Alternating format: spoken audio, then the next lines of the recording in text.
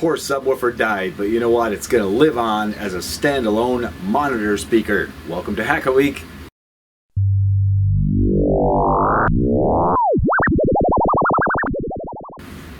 So this is a Sony super active subwoofer, and it died. I don't know what happened to it. It was given to me freebie, and I'll always take some freebie electronic stuff just because there's salvageable items in here.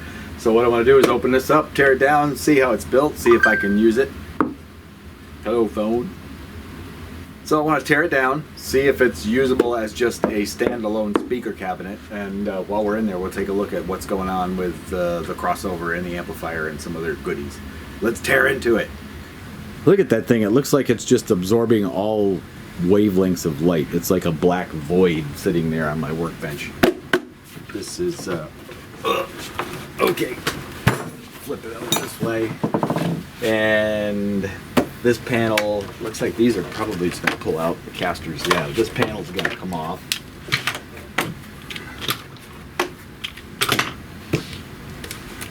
Just a bunch of screws around here.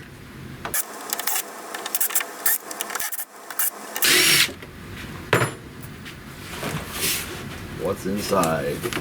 Big old speaker. Nice. Looks like a 12-inch. The surround is good, so that's good news. A lot of times these foam surrounds go bad. I'm not sure how it's going to work for a vocal monitor, but it might be kind of neat to just have it as an extra monitor cabinet if I want. So here's all the amplifier goodies and the crossover network. It's just basically where it rolls off the high frequencies, which makes it a subwoofer, and it's an active one, so it's got its own amplifier. Not even going to mess with any of this stuff. I'll probably just snip the wires, throw all this into the parts drawer, so if I got to salvage some components later on I will. But I think a good majority of this is just going to go in the scrap pile, and it's got a big old STK chip right there, which is basically a big old amplifier on a chip. They've been around for a long time, since the 70s. So this is probably, I'm guessing, from 90s. You know, kind of that heyday of home theater stuff where everybody got the giant subwoofer and all that jazz. But let's get all this stuff out of here and see what I got to work with for a cabinet. Maybe I can cut it down around the edges. My dog is squeaking. Hello, I'm gonna get you a nice overhead shot of what's going on here and see if I can do this without making the camera jump around too much. Just lots of screws to pull all this stuff out is essentially it.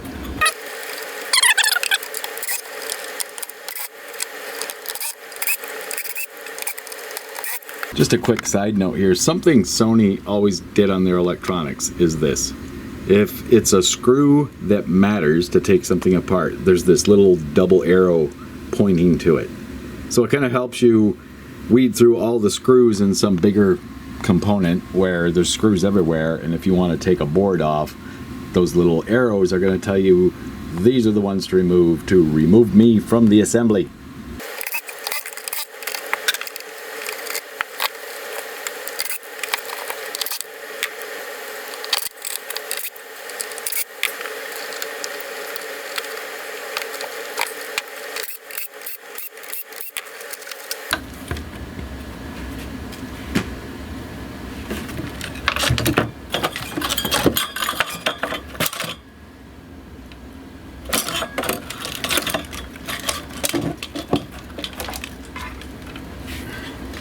That's all the electronics removed. This is a ported enclosure, so it's like a tuned port. Be interesting to see how it sounds as is. Usually with music instrument monitors and vocal monitors, you don't have this type of a speaker that's really floppy, so to speak. You have what's called a high compliance speaker. It can take a lot of power, and it's got usually a surround that is just a convoluted piece of the same material that the cone is made of, which is paper usually. I've got a few of those that I've kept from some older electronics, one from an old organ that I took apart that I may make a couple of studio monitors out of. But that's pretty much it to tear it down. I can take this bottom piece off if I want by just removing some screws around here.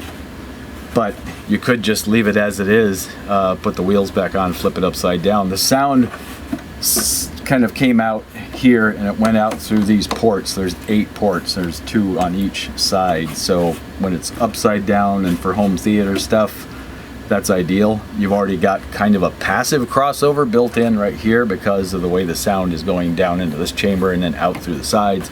Plus there's the crossover that was built in electronically to roll off all the high frequencies. So what am I going to do with this? I think probably try to cut it. Perhaps just take this off. Maybe I could put a grill over the front of it. Anyway, I'm going to remove this outer perimeter.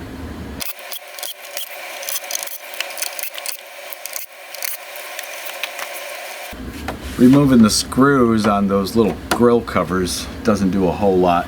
It's pretty much held in place where all of this assembly is glued together. So when I run across something like this, I get out this tool and it usually helps solve the problem.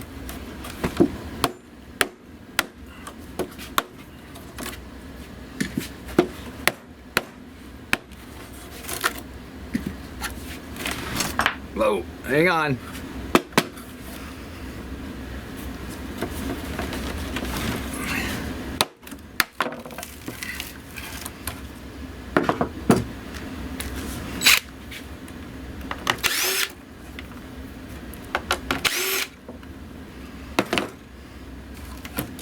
Oh yeah, hardware hacking the hell out of this one.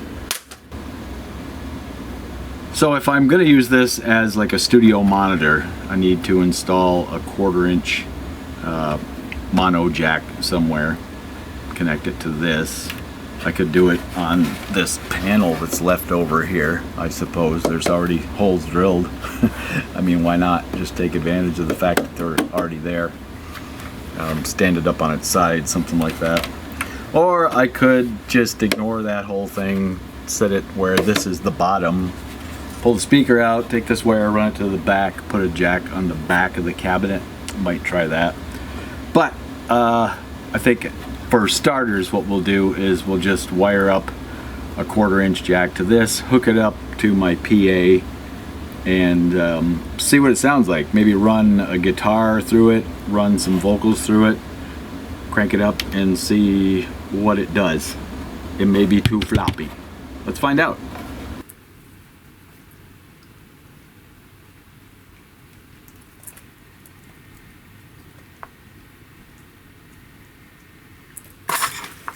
So the speaker right there on the left came from, I think it was a Kimball organ. I did a teardown on it. I think it's in a couple of my videos. In the Wayback Machine, you'll find those. I don't know, from maybe 2012, 2013, somewhere in there. Someone gave me a electronic organ. It had a spinning speaker in it, which was kind of neat.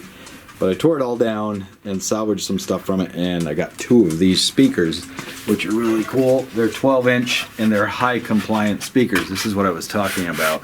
Right around here on the edge of the surround, it's not foam. It's just a rolled over edge of paper. So you have to press pretty hard on this to move the cone. So a high compliance speaker can be driven with a lot more power and it'll produce a lot better sound. This one also has a cone in the middle that's a little smaller, and of course its inherent frequencies that it's going to like to emit are going to be a little higher. So this would really be good for a vocal monitor. Put one of these in a cabinet, and I've got 2 of them, so I may do that in a future video. Build a couple of cabinets for these. Meanwhile, back to old floppy here. Let's hook this up. Don't have a speaker cable. This is actually a musical instrument cable. It's a little different than a speaker cable. It's not balanced, but for the purposes of this, it's going to work. It'll let some sound get through here, and we'll see what we've got. All right, we got a dynamic microphone running through with a crate PA. I've got it turned up about 3/4 of the way, and you're not going to be able to hear the difference in volume because my camera is going to compress the sound and try to keep it all equal. But I'm going to really give it hey! And, you know, it could work as a monitor, I suppose. Well, that's not bad, but I think I could make a better monitor out of that one. Yes, and I'm going to do that in a future video. But meanwhile, I've got this as just a basic monitor in here that I suppose you could work okay, but might be better with the high compliance speaker. All right, well, you know, I finally tore the thing down. That's what I wanted to do. That's what this video is about. Not much else, just a quick hack. And I thank you for watching. And don't forget to like, share, and subscribe. And until next time, here's a little song for you. Oh, my ass is bare. Oh, wash my underwear. Take my pants and throw them in there. Oh, wash my underwear. Do, do, do, do, do, do, do, do.